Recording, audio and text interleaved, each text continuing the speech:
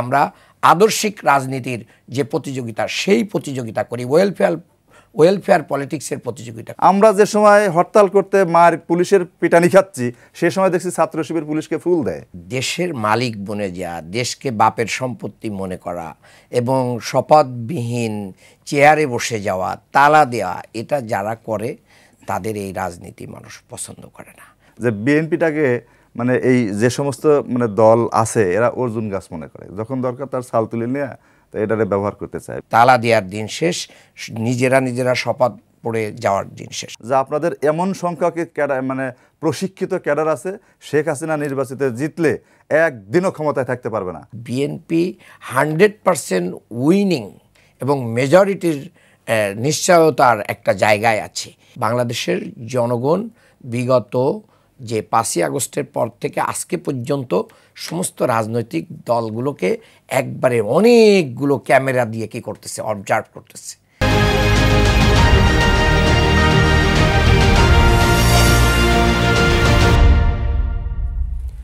দর্শক স্বাগত কালের কণ্ঠের নিয়মিত অনুষ্ঠান কালের সংলাপে। আজ আমাদের সাথে আলোচনায় অংশ নিতে স্টুডিওতে উপস্থিত আছেন বিএনপি নেতা মাসুদুল হক মাসুদ, এবং আমাদের সঙ্গে আরও স্টুডিওতে উপস্থিত আছেন সহকারী সেক্রেটারি বাংলাদেশ জামায়াত ইসলামী ঢাকা মহানগর দক্ষিণের ডক্টর আব্দুল মান্নান। আপনাদের দুজনকে স্বাগত কালের কণ্ঠের স্টুডিওতে। দর্শক, আজকে আমাদের আলোচনার বিষয় নির্ধারিত হয়েছে রাজনৈতিক দলগুলোর ঐক্যমত্য কতদূর, এ বিষয়ে আলোচনা করব। শুরুতেই মাসুদুল হক মাসুদ, আপনার কাছে একটু আসতে চাই। বিভিন্ন ইস্যুতে ঐক্যমত্য কমিশন যেহেতু রাজনৈতিক দলগুলোকে একমতে নিয়ে আসতে পারেনি, তাই এ বিষয়ে উদ্বেগ প্রকাশ করেছে সরকার। বলা হয়েছে যে আগামী 7 দিনের মধ্যে রাজনৈতিক দলগুলোকে নিজ উদ্যোগে ঐক্যমত্যে আসতে হবে। 6 দিন তো পার হয়ে গেল, এখন বিএনপির অবস্থানটা কি? ধন্যবাদ আপনাকে সুন্দর প্রশ্ন করার জন্য। আমি আপনার মাধ্যমে আমার নির্বাচন এলাকা পাবনা 1 সাথিয়ার সর্বস্তরের জনগণকে শুভেচ্ছা জানাই এবং জানিয়ে আপনার ক্যামেরার পিছনে যারা আছেন সবাইকে, কলাকৌশলী সবাইকে ধন্যবাদ দিয়ে আমি আমার কথা শুরু করছি। আপনি যেই প্রশ্ন করেছেন, সরকার এতদিন পরে এসে যে আলটিমেটাম দিল যে আপনি ঐক্যমত্যে পৌঁছানোর জন্যে, তো বেসিক্যালি দেখেন, যদি আপনি চিন্তা করেন সরকারকে আমরা সেই অন্তর্বর্তীকালীন সরকারকে আমরা যখন সকলে মিলে নিয়ে আসি তখন কিন্তু ঐক্যমতেই ছিল দেশটা। আজকে যখন এতদিন পরে এসে 15-16 মাস পরে এসে তাকে ঐক্যমতে বসার জন্যে সরকারকে আলটিমেটাম দিতে হচ্ছে। কাকে? বাংলাদেশে যারা যারা নির্বাচনী স্টেক হোল্ডার তাদেরকে আলটিমেটাম দিতে হচ্ছে। এটা নিঃসন্দেহে দুঃখজনক এবং আমরা এই পরিবেশ যারা আমরা এই পরিস্থিতিতে নিয়ে যাচ্ছি, দায়ভার তো আমরাও এড়াতে পারবো না, কারণ এই দেশটা আমাদের। যখন তাকে নিয়ে আসছিলাম সকলে মিলে তখন ঐক্যমত ছিল, সেই ঐক্যমত এই অন্তর্বর্তীকালীন সরকার ধরে রাখতে পারল না, এটা তার একটা ব্যর্থতা। এই ব্যর্থতার দায় এখন সে কিভাবে মেটাবেন সামনের দিনগুলোতে দেখা যাবে। আচ্ছা, আপনি যেটা বলছিলেন যে একটা সময় তো আপনাদের ঐক্য ছিল, এখন কেন আলটিমেটাম দিতে হচ্ছে, তাহলে সে ঐক্যের ফাটলটা হলো কিভাবে? ঐক্যের ফাটলটা হলো, দেখেন 5 তারিখের পরে যেমন আজকে আমার ভাই উপস্থিত আছেন মান্নান ভাইদের দাবি, যে দাবিটা সামনে নিয়ে আসছেন, এটা অন্তর্বর্তীকালীন সরকার তখনকার ছাত্রদের 5 তারিখের পরে এসে যে সংস্কার, যে শব্দটা সংস্কারের যে বিষয়টা সামনে নিয়ে আসা হলো, সেটাকে নিয়েই দীর্ঘসূত্রিতা। এখন তাদের অন্তর্বর্তীকালীন সরকার যারা, তাদের দীর্ঘ সময় ধরে ক্ষমতায় থাকার অভিলাষ ছিল কিনা মানুষের মনে, সেই প্রশ্ন এখন জাগছে। এবং আমরা যারা আছি, বিশেষ করে আমি আমার ভাইয়ের দল জামাত ইসলামের কথা বলবো, এনসিপির কথা বলবো, তারা হয়তো বা এই সরকারের কাছ থেকে যে ধরনের সুযোগ সুবিধা পাচ্ছে সেটা নিয়ে এভাবেই তারা চলতে চায় কিনা, এই অনেক প্রশ্ন এখন জনমানুষের মনে। সেই কারণে যখন তাকে নিয়ে আসা হয়, যেই ঐক্য আমাদের মধ্যে ছিল, ঐক্যমতের ভিত্তিতেই নিয়ে আসছি, তার উচিত ছিল, প্রথম যেই কাজটা করা উচিত ছিল যে বাংলাদেশ, আমরা শেখ হাসিনাকে না বললাম কেন, একটা না বলার মোটা দাগে একটা ছিল মানুষের ভোটের অধিকার নিশ্চিত করার জন্য। ইউনূস সাহেব যদি প্রথমেই এই জায়গাটাকে এমফাসিস দিতেন, এই জায়গাটাকেই ফোকাস করতেন, আমার মনে হয় আজকের এই সমস্যাটা তৈরি হতো না। ধন্যবাদ আপনাকে। জনাব মান্নান, একটু ফিরতে চাই আপনার কাছে। বিএনপির পক্ষ থেকে তো বলা হলো জামায়াতের আহ্বানে বিএনপি আলোচনায় বসবে না, সরকারকে আহ্বান জানাতে হবে? মানে ঐক্যমত্যে আসতে যখন সরকার বলছে তখন বিএনপির পক্ষ থেকে বলা হয়েছে জামায়াতের আহ্বানে বিএনপি বসবে না, সরকারকে আহ্বান জানাতে হবে। জামায়াতও বলছে যে এটা বিগত ফ্যাসিস্টদের মতো আচরণ। এই অবস্থায় আসলে সমাধান কোন পথে হবে? জি, আপনাকে ধন্যবাদ, সহ আলোচক মাসুদ ভাইকে ধন্যবাদ জানাই, দর্শক শ্রোতা সবাইকে ধন্যবাদ জানাই। দেখেন, আমরা দীর্ঘদিন সংকটে ছিলাম। বাংলাদেশে গত তিনটি নির্বাচন শেখ হাসিনা যেটা করেছে, সেই নির্বাচনগুলো সবাই আমরা জানি এটা অবৈধ ছিল, এটা জনগণের অংশগ্রহণ ছিল না। কেন ছিল, কিভাবে হয়েছে, এটা নিয়ে অনেক আলোচনা আছে। দীর্ঘ সময় ধরে বিএনপি জামাত বিএনপি এই বিভিন্ন ট্যাগিংয়ের মাধ্যম দিয়ে বিরোধী দলগুলোর উপরে অত্যাচার, নির্যাতন, নিষ্পেষণ, জেল, জুলুম, গুম, খুন এবং বিচারিক হত্যাকাণ্ড হয়েছে। সেটার মাধ্যম দিয়ে শেখ হাসিনা তার ক্ষমতাকে 2041 সাল পর্যন্ত বিদেশি প্রতিবেশী রাষ্ট্রের সহযোগিতায় প্রলম্বিত করতে চেয়েছিল। এখানে এসে আমরা অনেকবার চেষ্টা করেছি শেখ হাসিনার সরকারকে হটানোর জন্য, কিন্তু আমরা পারি নাই। ছাত্র জনতা ঐক্যবদ্ধ আন্দোলনে সকল রাজনৈতিক দলের সহযোগিতায় একটা গণ অভ্যুত্থান হয়েছে। গণ অভ্যুত্থানে একটা সরকার গঠিত হয়েছে, অন্তর্বর্তীকালীন সরকার। সেই অন্তর্বর্তীকালীন সরকারের বৈধতা হচ্ছে জনগণ এবং গণ অভ্যুত্থান। ডক্টর ইউনূস বলেছিলেন ছাত্ররা আমাকে বসিয়েছে।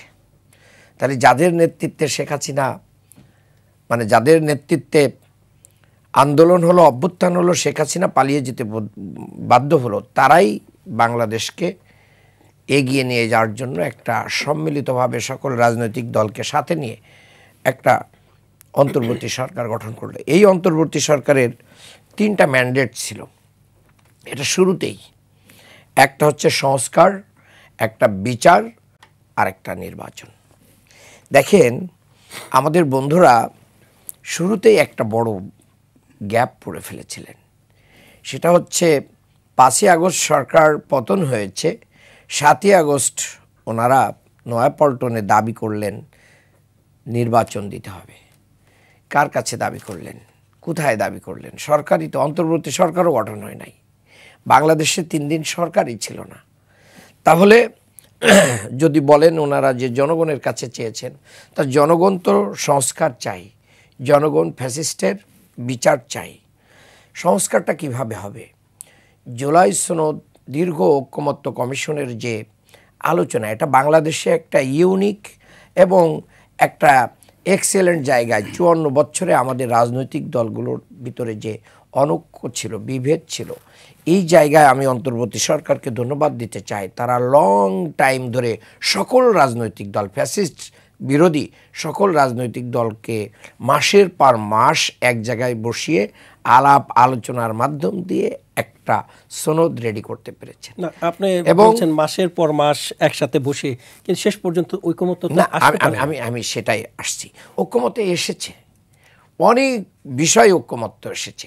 ঐকমত্য হওয়ার পরে এখন এটার আইনি বৈধতা নিয়ে প্রশ্ন ছিল গণভোট, এবং গণভোট আগে হবে না পর হবে।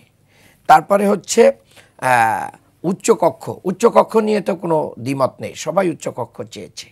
বরঞ্চ আমি বলবো যে বিএনপি আগে ভাগেই উচ্চকক্ষর ব্যাপারে জনাব তারেক রহমান উনি তার 31 দফার ভিতরেও উচ্চকক্ষের কথা বলেছেন। তাহলে সেই উচ্চকক্ষকে যদি আপনাকে কনফার্ম করতে হয়, সেই উচ্চকক্ষে পিয়ার হবে না সংসদীয় আসনের ভিত্তিতে হবে, এইখানে একটা জায়গা একটু বেঁধে আছে।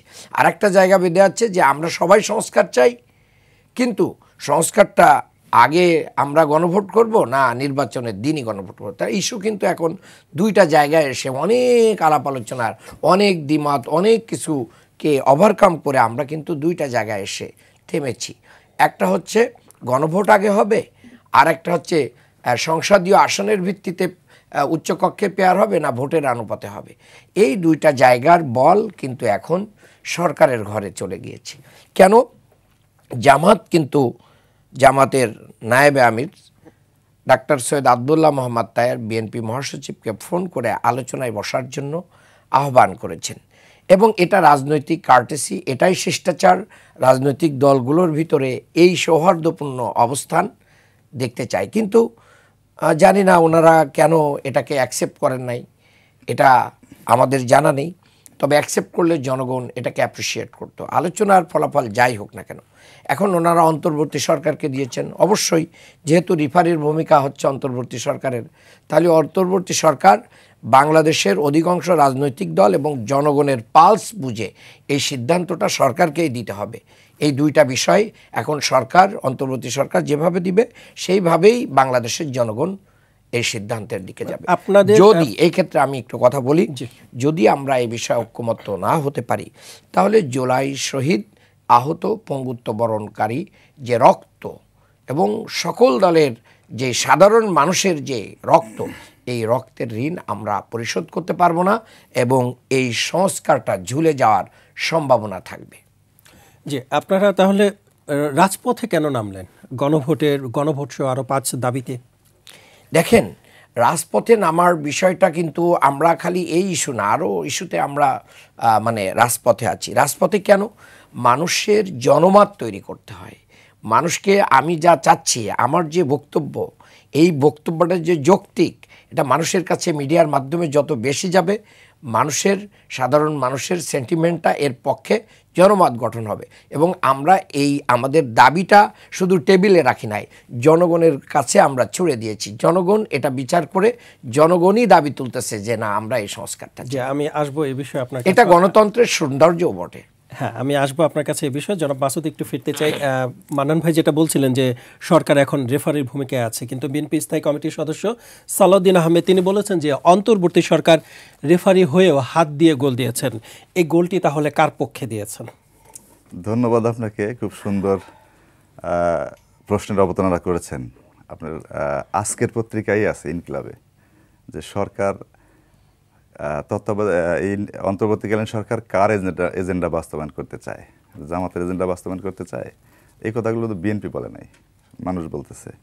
তা আপনি যেই কথাটা বললেন, সালাউদ্দিন সাহেব যথার্থই বলেছেন। আমি ঘুরে ফিরে যেই জায়গাটাতে আসে সংস্কার একটা আপনার চলমান প্রক্রিয়া। পৃথিবী যতদিন থাকবে, সমাজ, রাষ্ট্র, আপনি ইভেন যদি আপনার ঘরবাড়ি বিবেচনা করেন, সেগুলো সংস্কার হতেই থাকবে। সংস্কারের প্রয়োজনীয়তা প্রতিটা মুহূর্তে মুহূর্তে আপনার সামনে আসবে। এখন সংস্কার না হলে নির্বাচন না, তারপরে পিআর না হলে নির্বাচন না। অথচ আমার ভাইরা দেখেন কত আগে তাদের প্রায় 300 আসনে প্রার্থী দিয়েছেন, ভোট চাচ্ছেন, আবার এদিকে বলতেছেন বিভিন্ন যে দাবি, পিআর, সংস্কার, এটা ওটা না হলে নির্বাচন না। মানুষকে বিভ্রান্ত করা, মানুষ কি বুঝবে যে তারা কি আসলে ভোট চাচ্ছে নাকি আবার আন্দোলনে যাচ্ছে? ভাই যে ভোট পেছানোর ষড়যন্ত্র করছে, পেছনে এরকমই। এখন ভাই যে কথাটা বললেন যে আমরা যদি এই জায়গাতে আসতে না পারি, যে জুলাই আগস্টের রক্তের ঋণ শোধ করতে পারবো না, তাহলে এখন জামাতের যে ভূমিকা আমরা তো স্পষ্ট দেখতে পাচ্ছি যে ওই রক্তের যেই প্রাণ গেল, যেই রক্ত দিলাম, সেটা ভুলে আমরা আবারও যদি রাজপথে যে হুঙ্কার দেখছি, যে ঔদ্ধত্য দেখছি, আবারও তো সেই রক্তের রাজনীতির দিকেই আমরা ধাবিত হচ্ছি। আপনি 5ই আগস্টের পর থেকে বিএনপির ভাই যে কথাটি বললেন যে 7 তারিখেই একটা জনসভা করেছে, হ্যাঁ আমরা করেছি। আমরা এতদিন আন্দোলন করেছি এদেশে একটা সুষ্ঠু ভোট, ভালো ভোটের জন্যে। তখনও সরকার গঠন হয় নাই। এটা না হওয়াতে এটা ম্যাটার করে না যে কার কাছে চেয়েছি, আমাদের দাবিটা উত্থাপন করেছি। যেই আসুক তত্ত্বাবধায়ক সরকার, অন্তর্বর্তীকালীন সরকার হোক, তত্ত্বাবধায়ক ওই ব্যবস্থায় যেই সরকারে আসুক, আমরা এটা বোঝাতে চেয়েছি তার প্রাইম এজেন্ডা হওয়া উচিত ছিল একটা ভোটের ব্যবস্থা করা। এই যে 36 দিন যে আন্দোলনটা হলো, এই আন্দোলনে তো মূল দাবি ছিল, যারা নেতৃত্ব দিয়েছেন তাদের একটাই দাবি ছিল সংস্কার হওয়া এবং যারা ফ্যাসিস্টের মতো ভূমিকা পালন করেছেন তাদের একটা বিচার হওয়া, তারপরে যে একটা স্থিতিশীল অবস্থায় যে তারপরে নির্বাচনের বিষয়। কিন্তু আপনারা সরকার গঠন হয়েছে 8 আগস্ট, আপনার 7 আগস্টই কর্মসূচি পালন করে। আপনি যে কথাটি বললেন আমার কাছে মনে হয় একটু সংশোধনের দরকার আছে। 2 তারিখ পর্যন্ত সংস্কার নিয়ে কোনো কথা হয় নাই।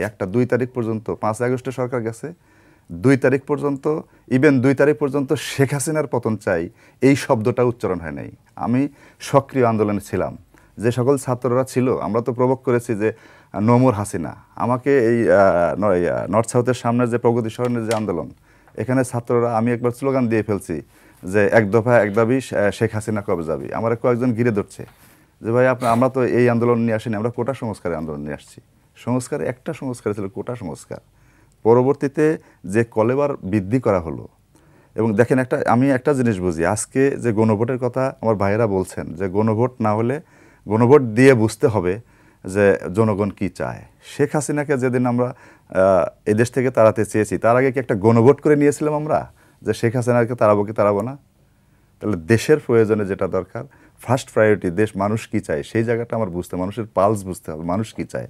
এখন বাংলাদেশের রাজনীতিতে আমার অভিজ্ঞতায় যেটাই দেখি, আওয়ামী লীগ বলেন, জামাত বলেন, বিএনপি বলেন, সব কিছু জনগণের উপর দায় চাপিয়ে যে জনগণ চায়। আরে ভাই, জনগণ চায় এটা আমার মিন করতে হবে জনগণ কোনটা চায়। আমি কি চাই, আমার ভিতরে যেন দ্বিচারিতা না থাকে। আমি কি চাই, মানুষ যেন বুঝতে পারে যে আমি মুখে যা বলি আমি কর্মে তা করি। তো এখন কি দেখছি যে আপনার কোনোটাই সেই জায়গাতে নাই, সেই জায়গাতে হচ্ছে না। যে আপনার একটু বলি ভাই, যে জায়গাতে আসলেন দেখেন, আপনি যে অবতারণা করলেন জামাতের নায়েবে আমির আহ্বান করছেন বিএনপিকে সংলাপে বসার জন্য। আমি প্রশ্ন রাখতে চাই, উনি কি সরকারের পার্ট? উনি মানে এই আবেদন করার কে? এদের আচরণটা দেখলেই আমরা একদম আপনার ফ্যাসিস্ট হাসিনার ভিতরে যে আচরণ ছিল, মানে একটা আমিত্ব ভাব, মাতব্বরি ভাব, যে আসেন আমাদের কাছে আসেন, সমাধান আছে। এই প্রেক্ষাপটে অন্তর্বর্তীকালীন সরকারের বাইরে জামাত ইসলাম, আপনিও যা একজন বাংলাদেশের স্টেক হোল্ডার, নির্বাচনে অংশগ্রহণ করতে চান, এদেশের জনগণের প্রতিনিধিত্ব করেন, বিএনপি তো ওই কাজটাই করে।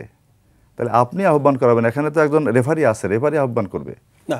সরকারের পক্ষ থেকে তো বলা হয়েছে যে রাজনৈতিক দলগুলো নিজেরা করবেন, ঐকমত্যে আসবেন, নিজেরা সিদ্ধান্ত নেবেন, নিজেরা একমতে আসবেন। শোনেন, সব কিছুরই একটা পরিচালক থাকতে হয়, একটা রেগুলেটরি একটা থাকতে হয়। কোনো কিছুই নিজে নিজে কাজ কিছু করে না। আমরা যদি বলছে সব দলগুলো ঐক্যমত আসে, তাহলে তো তার দরকার ছিল না। একটা ভূমিকা, আপনার রেফারির একটা ভূমিকার জায়গা, একটা পরিচালনার ভূমিকা একটা জায়গা, একটা সিস্টেম তো দরকার থাকে। একটা রাষ্ট্র তো এমনি এমনি চলে না। সেই জায়গাতে আমরা তাকে উপস্থাপন করেছি, তার যে দায়িত্ব ছিল সেই দায়িত্ব জনাব তারেক রহমান গতকালকে, আজকের পত্রিকায় আসছে, গতকালকে যে বিবৃতিটা একটা দিয়েছেন, দেখেন একজন সরকার প্রধানের কি এজেন্ডা হতে পারে কোনো দলের এজেন্ডা বাস্তবায়ন করা? আমরা তো এখন তাই দেখছি। ধন্যবাদ আপনাকে। জনাব মান্নান, একটু ফিরতে চাই, সরকার তাহলে কার এজেন্ডা বাস্তবায়ন করছে? মাসুদ ভাই যেটা বলছেন যে একটি দল বলতে তিনি মূলত জামায়াতকে বুঝিয়েছেন। আবার আপনারা গণমানুষের পালস বুঝেন কিনা? কারণ মির্জা ফখরুল ইসলাম আলমগীর তিনি বলেছেন যে মানুষ গণভোট এবং সনদ বুঝে না, কিন্তু আপনারা গণভোট এবং সনদ বাস্তবায়নের আদেশ জারি নিয়ে কিন্তু রাজপথে নামছেন। জি, দেখেন, প্রথম আমার ভাই ইনকিলাবের একটা রেফারেন্স দিয়েছেন। ইনকিলাব হচ্ছে ফ্যাসিস্টের দোসর এবং সুবিধাবাদী অবস্থান নিয়ে এই দীর্ঘ সময়ে তারা ফ্যাসিবাদকে প্রমোট করেছে। বাহাউদ্দিন সাহেবের অবস্থান এবং তার রাজনীতি, তার সমস্ত কার্যকলাপ এদেশের মানুষের কাছে স্পষ্ট। ইনকিলাব একটা বিশেষ মহলের এজেন্ডা বাস্তবায়নে ব্যস্ত, নাম্বার 1। নাম্বার 2 হচ্ছে যে 1990-এর যে গণ অভ্যুত্থান, সেই গণ অভ্যুত্থানের মাধ্যম দিয়ে যে একটা লিগ্যাল ফ্রেমওয়ার্কের মাধ্যম দিয়ে আমরা একটা তত্ত্বাবধায়ক সরকার চেয়েছিলাম, সেই তত্ত্বাবধায়ক সরকার কিন্তু আসে নাই। সেই লিগ্যাল ফ্রেমওয়ার্কটা আমরা বাস্তবায়ন করতে পারি নাই। এই জন্য আমি বলি যে চুন খেয়ে যদি গাল পুড়ে যায় তাহলে দই দেখলে ভয় করে। এখন 96-এ কিন্তু এই তত্ত্বাবধায়ক সরকার বিএনপি থেকে আদায় করে নিতে হয়েছে। বিএনপি কিন্তু মানে ইচ্ছা করবে বা নর্মালি দেন 173 দিন হরতাল, অবরোধ, বহু ক্ষয়ক্ষতি এই দেশের হয়েছে, এরপরে এটা হয়েছে। কাজেই বিএনপি ক্ষমতায় গিয়ে বা বিএনপি যদি আগামী নির্বাচনে জয়লাভ করে তাহলে তারা এই সংস্কার বাস্তবায়ন করবে, এটা বাংলাদেশের জনগণ বিশ্বাস করে না। খুবই ক্লিয়ার কথা। এরপরে বিএনপি কিন্তু আবার, আমরা যখন বলছি যে জনগণ বিশ্বাস করে না, জামাত বিশ্বাস করে। হ্যাঁ, না, জামাত বিশ্বাস করে না বলেই তো জামাত কি বলছে যে আগেই কি করা উচিত। আগেই গণভোট হওয়া উচিত। আমরা কেন এটাকে প্রশ্নবিদ্ধ জায়গায় নিয়ে যাব?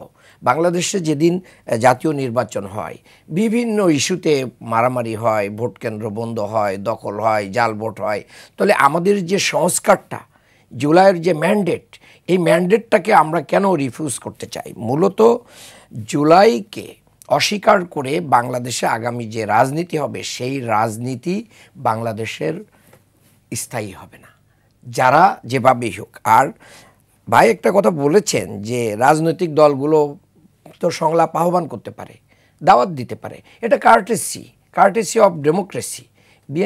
বিএনপি কি বাংলাদেশের দেশের মালিক বনে গেছে যে না, তারা যা বলবে তাই, তাদের মতো করেই এটা হবে? এটা তো হতে পারে না।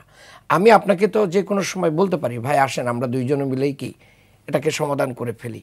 তো এটা ছোট দল, আপনি মনে করছেন যে জামাত অনেক ছোট দল আমাদের সাথে জোটে ছিল, তাকে কি এত গুনার টাইম আছে নাকি? এখানে তো ছোট আর বড় দল নেই, সবাইকেই গণতন্ত্রে কি করতে হবে, রেসপেক্ট করতে হবে। আপনাকে আহ্বান জানাইছে, আপনি বলতে পারতেন যে না আমরা বসতে পারি, তবে এটা ডক্টর ইউনূস সাহেব যদি বা ঐকমত্য কমিশন এখানে একটা দায়িত্ব নিতে হবে। কিন্তু দাওয়াতটা অ্যাকসেপ্ট করা উচিত ছিল, এটা সুন্নাত বটে, কেউ যদি দাওয়াত দেয় তাহলে দাওয়াতটা গ্রহণ করা।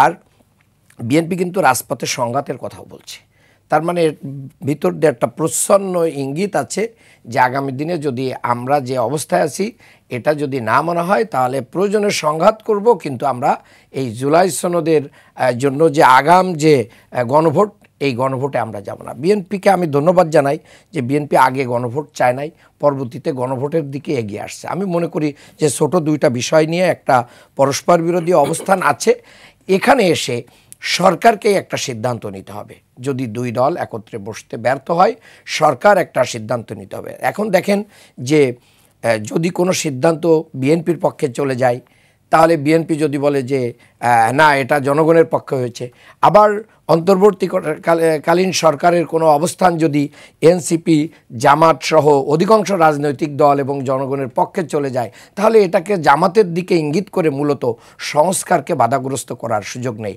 জামাতের দাবি জনগণেরই দাবি, জামাতের দাবি জুলাই শহীদ আহত পঙ্গুত্বদের দাবির সাথেই সামিল। এদেশের মানুষ 54 বছরের এই ব্যর্থতার দিকে আর চলে যেতে চায় না। আমরা বহু মানে ত্যাগ এবং কোরবানির বিনিময়ে আমরা এই জায়গায় এসে পৌঁছেছি, এটাকে আমরা ক্যাশ করতে চাই, এই দেশকে আরও বহুদূর এগিয়ে নিয়ে যেতে। আমি মনে করি যে সংঘাতের রাজনীতির যে আমরা কথা বলছি, এটাকে পরিহার করে আসুন নতুন প্রজন্ম কোন ধরনের রাজনীতি পছন্দ করে, জেনজি কি বলতে চাচ্ছে, তারা কিন্তু আমাদের এই পুরনো যে রাজনৈতিক কালচার এটাকে চেঞ্জ দেখতে চায়। সহমর্মিতা, সহ অবস্থান, পারস্পরিক শ্রদ্ধাবোধ, দায়িত্ববোধ এবং গণতন্ত্র চর্চার জন্য স্পেস আরও বৃদ্ধি করা, ওয়াইড করা, এই জায়গাটা এখন জেনজি চায়। আমি মনে করি যে বিএনপি সেই দিকে আসবে ইনশাআল্লাহ। জেনজিদের পালস বিএনপি বুঝতে হবে। আমি মনে করি যে সেক্ষেত্রে হয়তো ব্যত্যয় আছে, তার একটা প্রমাণ দিই। আপনি যদি এটাই প্রশ্ন করে থাকেন, এটা সোশ্যাল মিডিয়ায় ঘুরতেছে, বিএনপি 237 জনের যে মনোনয়ন দিয়েছে, সেই মনোনয়ন দেয়া ব্যক্তিদের ভিতরে অনেক যে ব্যক্তিদের অবস্থান রয়েছে যেখানে তারুণ্যর অবস্থান খুব কম, অনেক পুরাতনদের অবস্থান আছে। তাহলে জেনজিকে ধারণ করতে পারে এরকম নেতৃত্ব এবং এইরকম চিন্তাধারার যে মানুষগুলো আসা দরকার। বিএনপি তো নেতার অভাব নেই, অনেক মাসুদ ভাইদের মতন তরুণ নেতৃত্ব আছে যারা জেনজির সাথে প্রতিদিন উঠা বসা। এই জায়গাগুলোকে যদি আমরা আরেকটু রেসপেক্ট করতে না পারি, তাহলে আগামী দিনে রাজনীতি আমাদের হুঁচট খেতে পারে। ধন্যবাদ আপনাকে। জনাব মাসুদ, একটু ফিরতে চাই আপনার কাছে। মান্নান ভাই যেটা বলছেন যে 237টি আসনে আপনার দল মনোনয়ন দিয়েছেন, এই 237টি আসনে মনোনয়ন দিয়ে, আমার কথা না কিন্তু এটা সোশ্যাল মিডিয়া, হ্যাঁ, 237টি আসনে মনোনয়ন দিয়ে বিএনপি স্বস্তি বোধ করছেন কিনা? কারণ আমরা দেখেছি যারা মনোনয়ন বঞ্চিত হয়েছেন অথবা পাননি তারা ক্ষোভ প্রকাশ করছেন, বিক্ষোভ করছেন। এবং গতকালকে ব্রাহ্মণবাড়িয়া রুমিন ফারহানা তিনি বলেছেন যে কথায় কথায় ব্রাহ্মণবাড়িয়াতে কেন জোটের প্রার্থী আসবেন, তারা কি ভোটের বাক্স ভরে দেয় না? তাহলে কেন ব্রাহ্মণবাড়িয়ার প্রতি এই অবহেলা? মানে আমরা জানি যে আপনিও পাবনা 1 আসন থেকে মনোনয়ন প্রত্যাশী ছিলেন, আপনার আসনটি হোল্ড করে রাখা আছে। বিএনপি কি তাহলে তরুণ নেতৃত্বের প্রতি অবহেলা করছেন কিনা? ধন্যবাদ আপনাকে। এখানে মান্নান ভাই অনেকগুলো প্রশ্নের অবতারণা করছে, আমি সেগুলো কিছু একটু বলে আসতে হবে। দেখেন, উনি একটা শব্দ উচ্চারণ করছেন এখানে যে অনেক ত্যাগ তিতিক্ষার বিনিময়ে তত্ত্বাবধায়ক সরকার আমরা বাংলাদেশে এনেছিলাম, মানে তাদের দাবি যে এনেছিল। দেখেন, যেই সরকার 91 সালে গঠিত হয়েছিল সেখানে তাদের 18 জন সংসদ সদস্য ছিলেন। সেই 18 জন সংসদ সদস্য মিলে বিএনপি মিলে সরকার গঠন করেছিলেন। বিএনপি কি এমন কাজ করেছিল যেটা জামাতের পছন্দ হলো না? আওয়ামী লীগের সাথে গিয়ে 173 দিন বাংলাদেশে হরতাল করেছে। 173 দিন বাংলাদেশে হরতাল করেছে। বাংলাদেশের যে ট্র্যাডিশন, সেদিন শেখ খালেদা জিয়া যে নির্বাচন করেছিল, ওনার যদি দেশপ্রেম, দেশের মানুষের প্রতি ভালোবাসা না থাকতো, ওটাকে সে ওই গভর্নমেন্টকে সে টেনে নিয়ে যেতেন। ওই নির্বাচনটা তত্ত্বাবধায়ক সরকার দেওয়ার জন্যই করেছিলেন। পরবর্তীতে তত্ত্বাবধায়ক সরকার, সেই তত্ত্বাবধায়ক সরকারের মধ্যে দিয়েই আবার শেখ হাসিনা ক্ষমতায় আসলে বাকি সময় কি হলো দেখলাম। ঐতিহাসিকভাবে জামাত ইসলামের জন্মলগ্ন থেকে যদি দেখেন, আমার কাছে আজকেও কেন জানি এরকমই মনে হয়।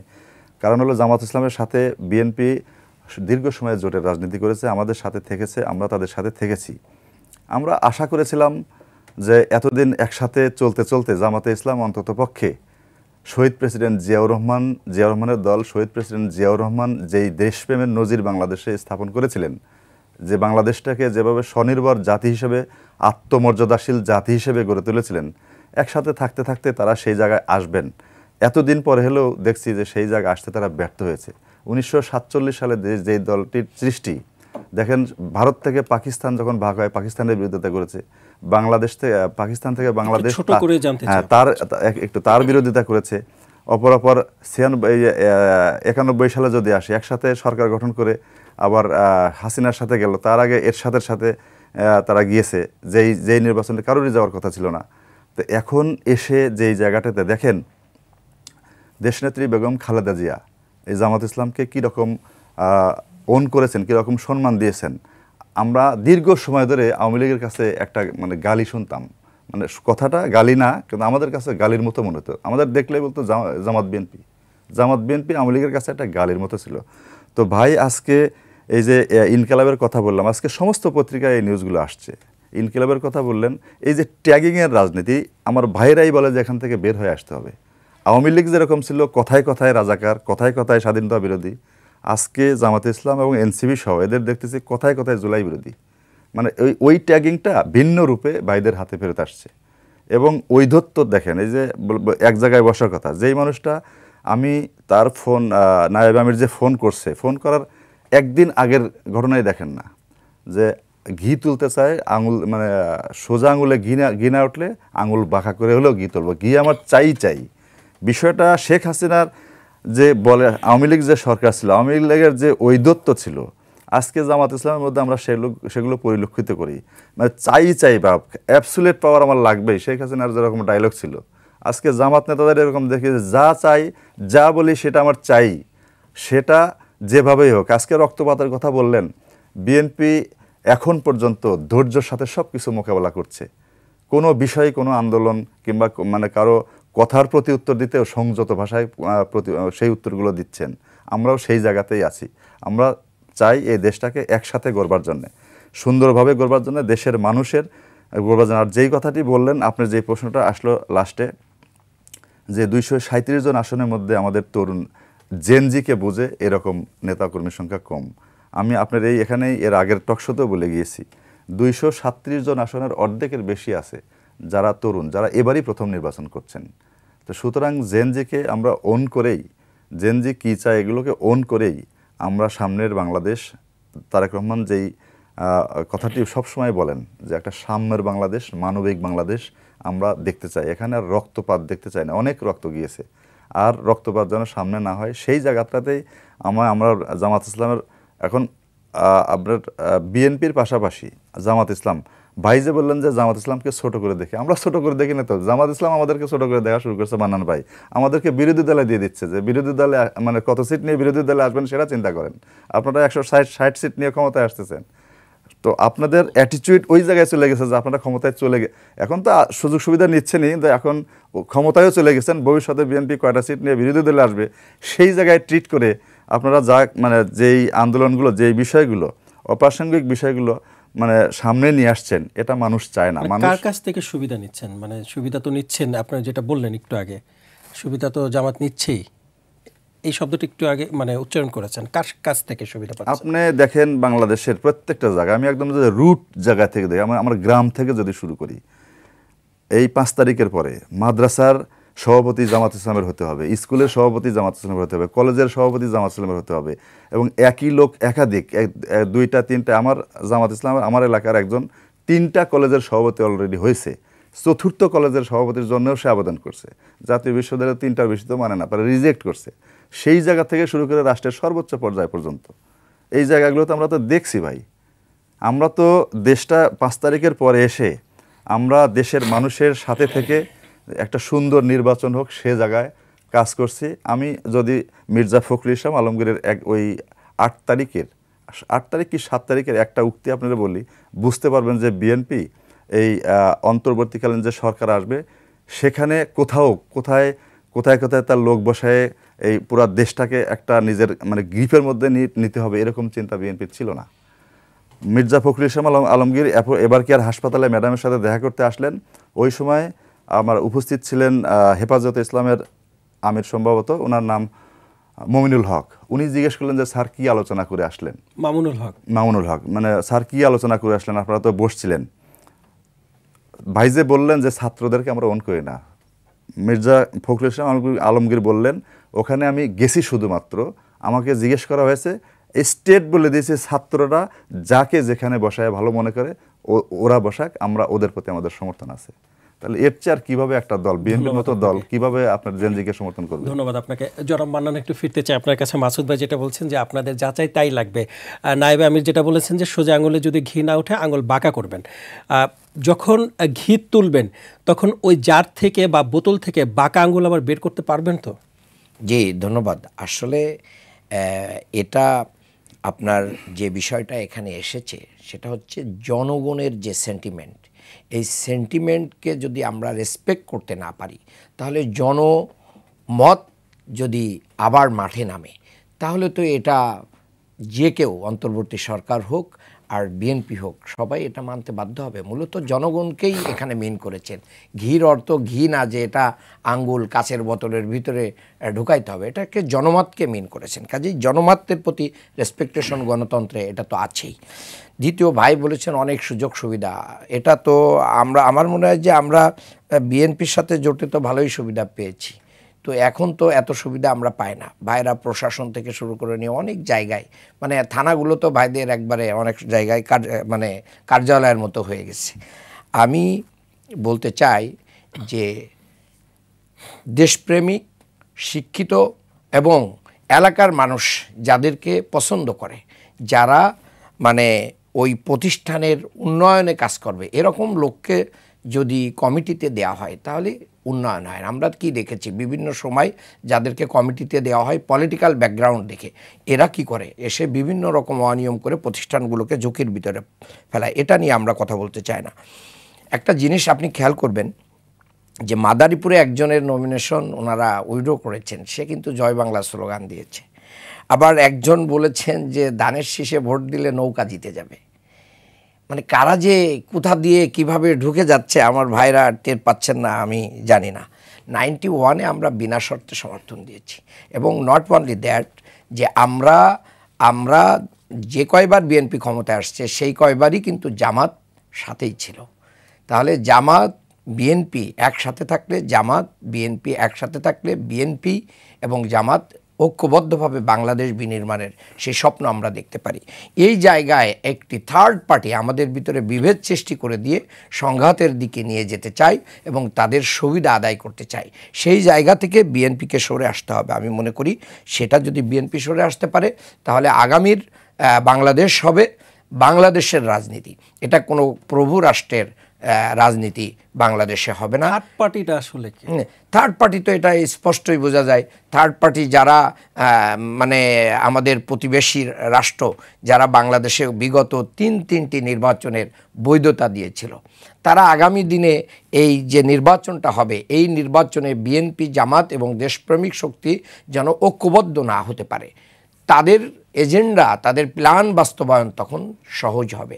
এবং দেখেন সেই থার্ড পার্টি কিন্তু এই ফ্যাসিস্ট শেখ হাসিনাকে আশ্রয় দিয়েছে। Not only that, fascist Sheikh হাসিনার হাজার হাজার নেতা কর্মীকে সেখানে অবৈধভাবে আশ্রয় দিয়ে তাদেরকে দিয়ে বাংলাদেশকে অস্থির করে তুলছে। কাজে আমি মনে করি তাদের ওই ট্র্যাপে আমরা যদি রাজনৈতিক দলগুলো পা দিই তাহলে বাংলাদেশের গণতন্ত্র আবার লং টাইমের জন্য কি হবে। অনেকে বলছেন যে থার্ড পার্টির ফাঁদে পা দিচ্ছেন কেউ কেউ। আমরা তা মনে করি আমাদের রাজনীতি যেদিকে চলে যাচ্ছে আমরা একটা প্রায় মোটামুটি ডিসিশনের কাছাকাছি একবারে লাইনে চলে আসছি, উইনিং লাইনের কাছে চলে আসছি। মানে সবাই মিলে বাংলাদেশ উইনিং লাইনের কাছে এসে সেই জায়গা থেকে পিছন থেকে টেনে ধরে আমাদের সংস্কারকে বাধাগ্রস্ত করার অর্থই হচ্ছে থার্ড পার্টির বিজয়। আমি মনে করি এটা আমাদের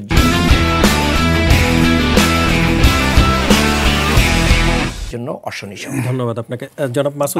আপনাদের থার্ড পার্টি কেউ উস্কানি দিচ্ছে কিনা? থার্ড পার্টির বিষয়ে যেটা বললেন স্পষ্ট করে বলতে হবে। থার্ড পার্টি বলতে আমরা বাংলাদেশে বুঝি যে যদি ভারতকে ভাই বুঝালেন, ভারত ইমপ্লিমেন্টেশন করবে কার মাধ্যমে? বাংলাদেশ আওয়ামী লীগের মধ্যে দিয়ে। সেই আওয়ামী লীগকে 5 তারিখের পরে মাপ দেখলাম যে জামাতের আমির মাফ করে দিলেন এবং উনি বললেন ভারতকে তারা কষ্ট দিতে চায় না, সেই থার্ড পার্টিকেই তারা কষ্ট দিতে চায় না।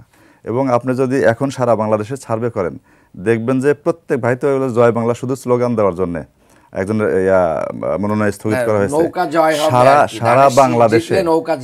সারা বাংলাদেশে যদি এই সিনারিও দেখেন, আওয়ামী লীগের সাথে আমার কষ্ট হয় এখন এলাকায় গেলে কোন মানুষটা আওয়ামী লীগ আর কোন মানুষটা জামাত ইসলাম চিনতে কষ্ট হয়। 2 দিন আগে যার দুর্দণ্ড প্রতাপে আমরা ঘরে থাকতে পারি নাই ভাইরা সহ, আজকে দেখি তার সাথে সুন্দর বসে বসে মিটিং করতেছে। কারা করছে? জামাত ইসলাম এবং আওয়ামী লীগ। এবং আপনি সত্যিই বুঝতে কষ্ট হবে যে হুইজ মানে কে এখানে জামাত ইসলাম আর কে আওয়ামী লীগ। আমি আমার কয়েকদিন আগের একটা অভিজ্ঞতা বলি। আমি আমার নির্বাচন এলাকাতে কাজ করে ফিরতেছি, একটা 3 মাথা মতো জায়গায় বাজার, জামাত ইসলামে যারা করতো যেহেতু একসাথে জোট করেছে তাদের সাথে কিন্তু আমাদের আসলে সম্পর্ক যে ছিল সেই সম্পর্ক অঞ্চলে তো আরো এখনো আছে। আমার মামা জামাত ইসলাম করে, মানে সম্পর্কে মামার কি এলাকার কিছু বাইক নিয়ে আমরা তো এখানে বসেছিলাম 4 জন জামাত ইসলাম, মাঝখানে ওই অঞ্চলের সবচেয়ে নটোরিয়াস যে আওয়ামী লীগের লোকটা তাকে মাঝখানে নিয়ে বসে আছে, তার নাম আমি বলবো না। তো আমি যা বসলাম আপনারা বসে আছেন, উনি কেন? নামটা বলবেন না কেন?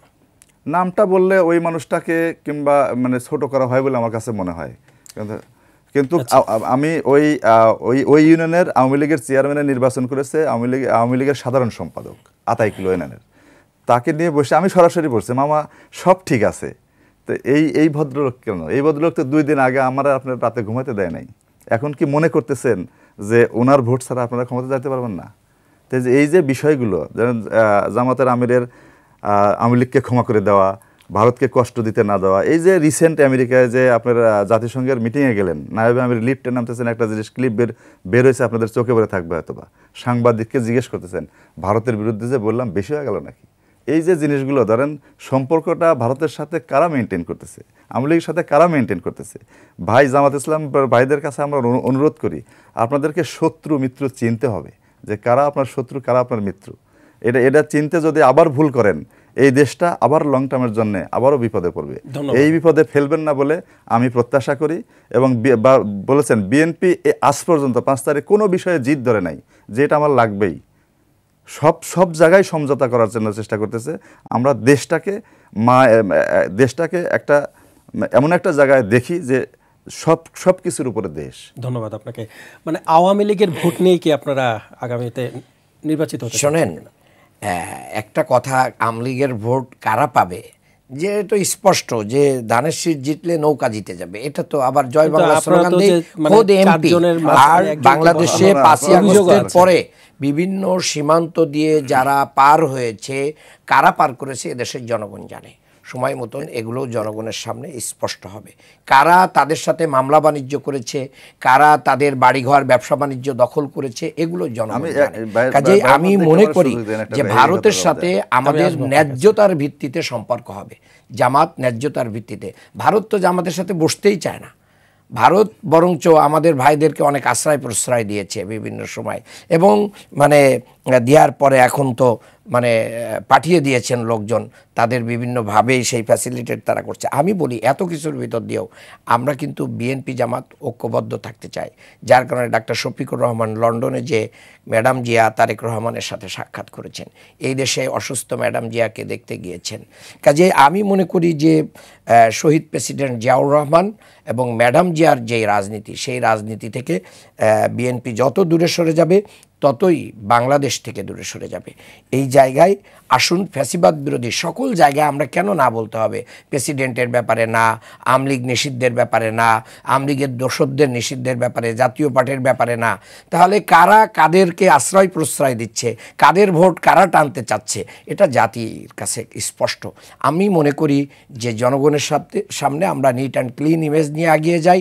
যাদেরকে জনগণ ভোট দিবে, বিএনপির ভাবটা এরকম যে দাঁড়াইলেই ওনারা 200-300 আসনের মানে 300-র ভিতরে 200-250 পেয়ে যাবেন, মানে সব বিএনপির পকেটে চলে যাবে। আর সমস্ত রাজনীতি মানে নির্বাচনের সাথে related officer, police, DC, SP সবাই মিলে ওনাদের তুষামদি করবেন। এই জায়গায় লেভেল প্লেয়িং ফিল্ড তৈরি হয় না। এটার মাধ্যম দিয়ে মূলত বাংলাদেশের প্রশাসনকে নির্বাচনের আগেই পকেটে ঢুকে একটা রাজনীতি, একটা ভোট অনুষ্ঠান করতে চাচ্ছেন। সেটার মাধ্যম দিয়ে তো ফ্রি ফেয়ার ক্রেডিবল ইলেকশন হবে না। আসুন আমরা মাঠ সমতল করি, নিরপেক্ষ অবস্থান তৈরি করি, পেশি শক্তি, হুন্ডা গুন্ডা, কালো টাকার রাজনীতি পরিহার করে আগামী দিনে এই পিছিয়ে পড়া বাংলাদেশকে আমরা উন্নতির দিকে নিয়ে যায়। কাঁধে কাঁধ মিলিয়ে আমরা একসাথে জেল কেটেছি, একসাথে মামলায় হাজিরা দিয়েছি। আমি ডক্টর আব্দুল মান্নান, আমি যাত্রাবাড়ি থানায় গাড়ি পোড়ানো মামলায় ম্যাডাম জিয়ার সাথে 3টা মামলায় আসামি ছিলাম। তো আমরা একই খাঁচার ভিতরে হাজিরা দিয়েছি। তাহলে এখন কেন আমরা আরেকটু উদার হয়ে এই বাংলাদেশকে এগিয়ে নিয়ে যাওয়ার জন্য সবাই মিলে ঐক্যবদ্ধভাবে আমরা আদর্শিক রাজনীতির যে প্রতিযোগিতা, সেই প্রতিযোগিতা করি, ওয়েলফেয়ার পলিটিক্সের প্রতিযোগিতা করি, তাহলে বাংলাদেশ এগিয়ে যাবে। ধন্যবাদ আপনাকে। জনাব মাসুদ, আপনি তার মান্নান ভাইকেও ধন্যবাদ। জামাতের আমি বলতে চাই, জামাতের এই শুভ বুদ্ধির উদয় হওয়াটা খুব জরুরি বাংলাদেশের জন্য। শহীদ প্রেসিডেন্ট জিয়াউর রহমান যে মর্যাদা দিয়ে তাদেরকে এদেশে রাজনৈতিকভাবে প্রতিষ্ঠিত করেছে, দেশনেত্রী বেগম খালেদা জিয়া যেভাবে তাদেরকে সরাসরি প্রকাশ্য জনসভায় মানুষের মঞ্চে জনসভায় দাঁড়িয়ে এই যুদ্ধ অপরাধীদের বিচারের ব্যাপারে তাদের মুক্তি চেয়েছে, এরকম সম্মানিত করেছে। আমরা ভেবেছিলাম যে আওয়ামী বিরোধী যেই শক্তিটা, যা বাংলাদেশ জাতীয়তাবাদী যে শক্তিটা, সেই শক্তিটা আমরা ঐক্যবদ্ধ থাকব, কিন্তু ইসলামী মূল্যবোধ এবং জাতীয়তাবাদের শক্তি, সেই জায়গাতে এসে জামাত ইসলামের এই 5 তারিখের পরের যে মানে আপনার উৎসলন, যে আপনার যে আমরা ক্ষমতায় এসে গেছি, ক্ষমতার কাছে ভাই যে কথাগুলো বললেন যে বিএনপি এই করছে, ওই জায়গা থেকে জামাত ইসলাম সরে আসলেই আমরা খুশি হই। আজকে পোলিং অফিসার, প্রিজাইডিং অফিসার কে হবে, জামাত ইসলাম প্রত্যেকটা স্কুল কলেজে ঢুকে তাদেরকে মানে মেনটেন করতেছে, কে হবে কারা হবে, তাদের ট্রেনিং দিচ্ছে। তো ওই জায়গা তো আমার আপনার কাজ না, আমরা রাজনৈতিক স্টেকের কাজ না, ওরা ঠিক করবে রাষ্ট্র ঠিক করে দেবে যে কারা ভোট গ্রহণ করবে আর গ্রহণ করবে না। আজকে ভাই যে কথা বললেন সব জায়গায় বলেছে, সরজমিনে আপনি যান, আপনার প্রত্যেকটা থানায় আপনি যাবেন, কমপক্ষে 3 থেকে 4 জন জামাতের লোকেরা বসে আছে, রোস্টার করে বসে থাকে। আমরা সারাদিন কোথাও ফাঁকা 1 ঘন্টার জন্য ফাঁকা পাবেন না। কিন্তু তিনি তো বললেন যে বিভিন্ন থানা আপনাদের রাজনৈতিক কার্যালয় হয়ে গেছে। মান্নান ভাই আমি সাথে নিয়ে যাই, যদি যা দেখতে যাই, আপনার সার্ভেতে যাই, আপনার যা ভাই শুধু পাবনাই আছে নাকি আর কোথাও? এক জায়গা আপনার আমার বাংলাদেশ জাতীয়তাবাদী দল, আমার যে স্ট্র্যাটেজি হবে তো সারা দেশের জন্যই হবে। এক জায়গা দেখলেই বোঝা যায় সারা দেশে এরকমই চলছে। তো সেই জায়গা থেকে আপনি যে কথা বলছেন জনগণ এবং ভোট, আমরা আপনাদেরকে সেটাই বলি, এত বিশ্বাস, এত আস্থা জনগণের প্রতি আপনাদের আছে, আসেন ভোটে আসেন। ভোটটা কেন পিছানোর জন্য নানান অজুহাতে নানান ধরনের ইস্যু সামনে নিয়ে আসে, আগে এটা পরে ভোট, শেখ হাসিনার মতো আগে গণতন্ত্র পরে ভোট, আগে উন্নয়ন পরে ভোট। এখন আপনারা ওই জায়গাতেই শেখ হাসিনার ওই জায়গাতে ওই বৃত্ত থেকে, সার্কেল থেকে আপনারা বেরোতে পারতেছেন না ভাই। এই জায়গা থেকে বের না হলে মানে আপনাদের জন্য বিপদ আছে, আমাদের জন্য বিপদ আছে, এই জিনিসটা বুঝতে হবে। আপনি যেই কথাটা বললেন যে এই সুযোগ নেবে, এই সুযোগ নেওয়ার অপেক্ষায় তারা আছে, সেই সুযোগের সৃষ্টি যদি আপনারা করে দেন তাহলে আবার দেশটাকে কোথায় যাবে সেই জায়গায় ভাবতে হবে। আবারও আপনার কাছে আবেদন থাকবে, আপনার মাধ্যমে জামাত ইসলামের কাছে আবেদন থাকবে, আপনাদের এত আস্থা জনগণের প্রতি, এত বিশ্বাস জনগণের প্রতি, জনগণের ভোটে আপনারা ক্ষমতায় আসবেন, সেই ভোটটার ব্যবস্থা করেন। ভোটটা তত্ত্বাবধায়ক সরকার বলেছে যে কোনো পরিস্থিতিতে ফেব্রুয়ারিতে ভোট হবে, একদিনও পিছাবে না। সেই জায়গাতে আপনারা সহযোগিতা করেন, আপনাদেরকে ভোট দিয়ে এদেশের মানুষ যদি ক্ষমতায় দেয়, সর্বপ্রথম আমরাই আপনাদেরকে ওয়েলকাম করবো এবং আপনাদের পক্ষে থাকবো ইনশাআল্লাহ। আমি জাস্ট 20 সেকেন্ড বলবো, সংস্কার প্লাস বিচার ইকুয়াল টু নির্বাচন একটা 100% অ্যাচিভমেন্ট। আর সংস্কার বিচার মাইনাস যদি হয়ে যায় আর নির্বাচন হয়, তাহলে ইকুয়াল টু 0। এই জায়গাকে সামনে রেখে এই সংস্কার বিচারকে মানে আমাদের বড় ম্যান্ডেট হিসেবে নিতে হবে, জাতি যেন আমাদেরকে আর কোনোদিন দায়ী করতে না পারে। সুযোগ এসেছে মাসুদ ভাই, আমরা একটা প্রজন্মের কাছে এই জায়গা আশ্বস্ত করতে চাই, আপনি কেন শুধু জুলাই আগস্ট নিয়ে পড়ে থাকেন? জুলাই আগস্টে আমাদের হাজার হাজার ভাইয়েরা মারা গেছে, তাদের প্রতি শ্রদ্ধা জ্ঞাপন করি, তাদের আত্মার প্রতি মাগফিরাত করি। আমরা 17 বছর ধরে আমরা তো হাজার হাজার ভাইদেরকে হারিয়েছি, যারা আওয়ামী লীগ গুলি করে হত্যা করেছে, হাজার হাজার ভাই। আপনারা কেন এটা মনে করেন যে বিএনপি ক্ষমতায় আসলে খুনের বিচার হবে না, গুমের বিচার হবে না? এটা মনে করার তো কোনো কারণ নাই। আমরা তো ওই বিচার নিঃসন্দেহ হবে, সংস্কারও হবে, বিচারও হবে। আমার ভাই মারা গেছে, এই বিচার করব না? এই বিচারের মানে আপনার আস্থায় আসতে হবে। বিএনপি যেই ক্ষমতায় চলে যাচ্ছে, এইটা কেন আমরা এভাবে করে? আমরা কখনোই এটা নির্বাচনে জনগণ যাকে ক্ষমতায় দেয়, আমরা কখনোই এটা মনে করি না বিএনপি ক্ষমতায় গেছে।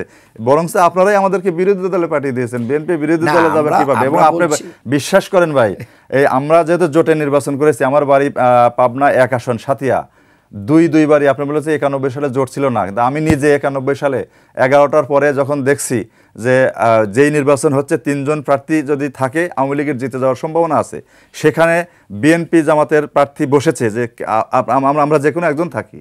আপনার ডাইরেক্ট যদি আপনার ওই জোট নাও হয়, আসন টু আসন নেগোসিয়েশন হয়েছে। আমরা নিজে বলেছি নৌকা ঠাকাও 11টার পরের থেকে, আপনাদেরকে ছেড়ে দিয়েছি। মতিউর রহমান নিজামী এমপি হয়েছে, নৌকা ঠাকাও বলে এমপি হয়েছে। 2001 সালে এভাবে নির্বাচন করে এমপি হয়েছে। 96 সালে যখন আওয়ামী লীগের সাথে গেলেন, আলাদা ইলেকশন হলো। আলাদা ইলেকশনে সাতিয়ার আসনে মতিউর রহমান নিজামী ভোট পেলেন 38,000, যেখানে বিএনপি ভোট পেল 68,000। 72,000 ভোটে আওয়ামী লীগ এমপি হয়েছে। তো ভোটের অবস্থান তো ওইটাই আপনাদের। হ্যাঁ, তারপরে ওই জায়গা থেকে বিএনপিকে ঘৃণা করে মানুষ যদি আপনাদের এত পছন্দ করে ক্ষমতায় নিয়ে আসবে, ওই আস্থা থাকে, তাহলে ভোটের দিকে আসি ভাই, বিচার হবে। আপনারা ক্ষমতায় তো আপনারাই আসবেন, বিচার আপনারা করবেন, তাহলে সেই সংস্কারও আপনারা করবেন, বিচারও আপনারা করবেন। এর জন্য এই গণভোটের অজুহাত দিয়ে নির্বাচন পিছিয়ে দেওয়ার কোনোই মানে হয় না। আইনি ভিত্তি দিয়ে আপনি দেখেন 16টা মাস আইনি ভিত্তি। আপনি কি ক্ষমতা আসলে আইনি ভিত্তি দিবেন না? আপনি ক্ষমতা আসলে, জামাত ক্ষমতা আসলে কি আইনি ভিত্তি দিবেন না? জামাত আসুক আর অন্যরা আসুক, এটাকে হ্যাঙ্গিং করে না রাখা কারোর পরে। এই জায়গাটা ট্রাস্ট বিষয়, আপনার কোনো না কোনো জায়গায় আপনাকে ট্রাস্টের জায়গাটা আনতে হবে, অর্জন করতে হবে। কাউকে না কেউ আপনাকে বিশ্বাস করতে হবে। আমি যে এই বিশ্বাসের জায়গাটা যদি বাংলাদেশে আমরা প্রতিষ্ঠিত না করতে পারি, সবসময় সন্দেহের মধ্যেই থাকি, এদেশ আগাবে না। সন্দেহ নাই। দেখেন, আমরা আপনাদেরকে ঘৃণা করি না, আপনারা আমাদের ভাই। কিন্তু ধন্যবাদ জানাই 7,000-এর বেশি নেতাকর্মীকে আপনারা সাসপেন্ড করেছেন তাদের অপরাধের কারণে। অপরাধটা কিছুটা হলেও সহনীয় হওয়ার চেষ্টা হচ্ছে, এবং কেউ কেউ বলেছেন আগামী নির্বাচনের আগ পর্যন্ত কেউ কিছু আর যেন এরকম না করে। আমরা বলছি যে এই কালচারগুলোটা চেঞ্জ করে। আপনার কথার ভিতর যে জিনিসটা নিয়ে আসতে চাইলেন যে বিএনপি চাঁদাবাজির কারণে বহিষ্কার, না না না, এটা স্পষ্ট। আমার আসনের আমরা অনেক শ্রদ্ধা করি মৌলানা মতিউর রহমান নিজামীকে। তার ছেলে নিজে যেই নদীতে মাছ মুক্ত করে, মাছ ছেড়ে বললেন এই নদী অবমুক্ত, সেই নদী এখনো জামাত ইসলামের দখলে। দখল নাই, জামাত দখলের রাজনীতি পছন্দ। লিজ নিছে, আমরা ডিসি সাহেবকে বলছি লিজ ছেড়ে দেওয়ার জন্য, ডাকি ওখান থেকে লিজ পাইলে তো সেটা না। ইসামতি নদী এটা লিজ ব্যবস্থায় যাবে কেন? এটা লিজ ব্যবস্থায় কেন যাবে? একটু আমি ফিরতে চাই, একটু প্রশ্ন রাখতে চাই যে মাসুদ ভাই যেটা বলছেন যে আপনারা গণভোট, সংস্কার, বিচার এগুলোর দোহাই দিয়ে নির্বাচন বানচালের চেষ্টা করছেন, কিন্তু আপনারা তো আবার ভোট চাইছেন, তাহলে নির্বাচন বানচাল চেষ্টা করে আপনাদের লাভটা কোথায়? আচ্ছা, সাকিব ব্রাদার সাকিব, দেখেন এখানে একটা কথা, বিএনপি 100% উইনিং এবং মেজরিটির নিশ্চয়তার একটা জায়গায় আছে। এই জায়গায় এখন বাংলাদেশ নাই। বাংলাদেশের জনগণ বিগত যে 5ই আগস্টের পর থেকে আজকে পর্যন্ত সমস্ত রাজনৈতিক দলগুলোকে একবারে অনেকগুলো ক্যামেরা দিয়ে কি করতেছে, অবজার্ভ করতেছে।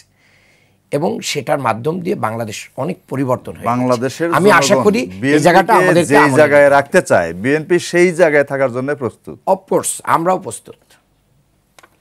যে জনাব মাসুদ, একটু ফিরতে চাই আপনার কাছে যে বিএনপির মহাসচিব মির্জা ফখরুল ইসলাম আলমগীর তিনি বলেছেন যদি গণভোট হয় তাহলে নির্বাচনের দিনই হতে হবে, আর সেটা ফেব্রুয়ারিতে, 26 ফেব্রুয়ারিতে। তাহলে এই যে এত শঙ্কা আশঙ্কা নির্বাচন হবে কিনা, এর মধ্যে আবার গণভোট হতেই হবে ফেব্রুয়ারিতে, আপনার কাছ থেকে একটু বুঝতে চাই যে নির্বাচন আসলে হবে তো?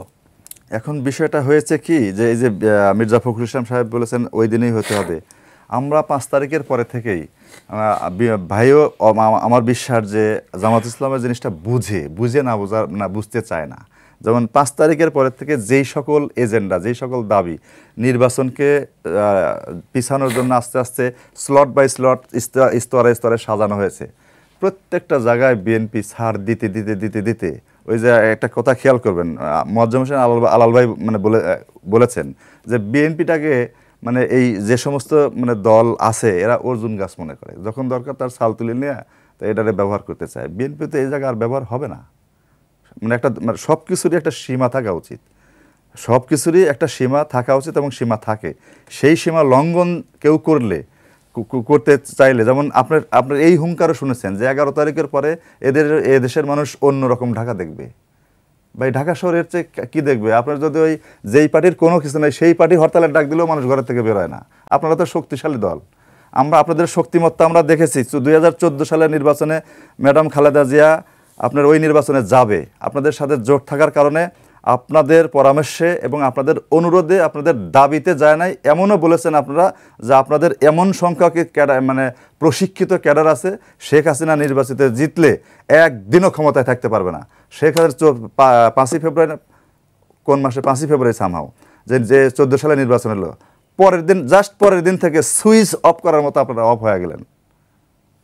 তারপরে সেই 14 তারিখের পরের থেকে আওয়ামী লীগের সাথে ভিতরে ভিতরে যে আতাত আমরা দেখেছি, আপনারা জেল খেটেছেন, আপনারা তো আওয়ামী লীগের বারবার ধোকার মধ্যে পড়েছেন। একটু আধার দিয়েছে মনে করেছেন এই আওয়ামী লীগ আপন, কাছে গিয়েছেন আবার শাস্তি দিয়েছে, আবার কিছুদিন বিরোধিতা করেছেন, আবার কাছে গেছেন। আমরা যে সময় হরতাল করতে পুলিশের পিটানি খাচ্ছি সে সময় দেখছি ছাত্র শিবির পুলিশকে ফুল দেয়। এরকম দৃশ্য তো বাংলাদেশে আমরা দেখছি ভাই। সুতরাং শত্রুকে মিত্রকে বাংলাদেশের প্রেক্ষাপটে জামাত ইসলামকে নতুন করে ভাবতে হবে। দেখেন দেশটা নিয়ে কথা বলতে গেলেই এই জুলাই আগস্ট ছাড়া কিছু বলে না। এবং আপনি যে দীর্ঘদিন ধরে যে ঐক্যমত কমিশন যে সকল বিষয় নিয়ে আলোচনা করলেন, এখানে আপনার 71টা তারা মানতেই চায় না। 71টা না মানলে সুবিধা যেমন তাদের আছে যে ওই বিষয়গুলো নিয়ে আর কথা উঠবে না। 71 তো আমরা ছাড়তে পারবো না। জিয়াউর রহমান, শহীদ প্রেসিডেন্ট জিয়াউর রহমান স্বাধীনতার ঘোষক, 71 না থাকলে তো জিয়াউর রহমানও থাকে না। জিয়াউর রহমান না থাকলে তো আমাদের রাজনীতি আমার দরকার নাই এদেশে। আজকে বাংলাদেশটাকে বাংলাদেশ হিসেবে তলাবিহীন ঝুড়ি থেকে এই দেশকে স্বনির্ভর জাতি করছে জিয়াউর রহমান। আপনার এই যে আজকে রেমিটেন্সের কথা বলে আমরা গর্ব করি, একটু শেষ করি ভাই, গর্ব করি রেমিটেন্সের কথা বলে। গার্মেন্টস শিল্প বাংলাদেশে এটা প্রসার ঘটেছে জিয়াউর রহমান। আপনার এই খাল খনন কর্মসূচির মধ্য দিয়ে এই যে কৃষি খাতে যে উনি যে বিপ্লব ঘটালেন, আমরা নিজে দেখেছি যে একটা আমাদের জমিতে আপনার যেই জমিতে এক ফসলি জমি কোনো বছর বেশি বর্ষা হলে ওই ফসলও কেটে যেত, সেই জমিতে এখন 3 বার ফসল হয়। আগে যেখানে 1 বিঘা জমিতে 6 মণ 7 মণ ধান পেতাম, সেই জমিতে এখন প্রত্যেক মৌসুমে 30 মণ করে প্রায় 90 মণ ধান মানে ফসল ফলাই আমরা। এই জায়গাটাতে আসার পিছনে তো জিয়াউর রহমান এই কাজগুলো করেছেন। এই 5 দাবি বাস্তবায়নে জামায়াতের পক্ষ থেকে যেটা বলা হয়েছে যে 11 তারিখ ঢাকা চলো কর্মসূচি দিয়েছেন তারা, কিন্তু তার আগে আমরা দেখেছি যে বিপ্লব সংহতি দিবস উপলক্ষে বিএনপি যে কর্মসূচি করেছেন সেখানে অনেক নেতাকর্মী হয়েছে, এবং এটা বিএনপি জামায়াতকে জানান দিল কিনা, সাংগঠনিক সক্ষমতা দেখালো কিনা? এটা আপনি ওইভাবে আমরা দেখি না, যে বাইরে যেহেতু আগে থেকে নির্বাচনে মাঠে নেমে গিয়েছে, এখন তারা যে দাবি করুক দাবির উদ্দেশ্য আমরা বুঝি যে যতটুকু আদায় করা যায় নিজের পক্ষে, হয়তো বা সেই জায়গাতেই আছেন, কিন্তু ভোটের মাঠেও তো তারা আছেন। তা ভোটের মাঠে একদিকে ভোটের মাঠে আছেন, তাহলে আমরাও তো নির্বাচন করব সামনে। তা আমরা যেখানে যাচ্ছি আমাদেরকে কর্মী সমর্থকরা আমাদের সাথে আসছে, সাধারণ মানুষ আসছে, আমরা মানুষের দ্বারে দ্বারে যে তারেক রহমানের যে 31 দফার যে সংস্কার, দেখেন সংস্কার প্রস্তাবনা 5ই জুলাইয়ের পরে যে প্রস্তাবনাগুলো আসলো, জনাব তারেক রহমান এই সংস্কার প্রস্তাবনা দিয়েছেন শেখ হাসিনার চোখ রেখে 2023 সালের 13ই জুলাই, যার মধ্যে সবগুলো কভার করে।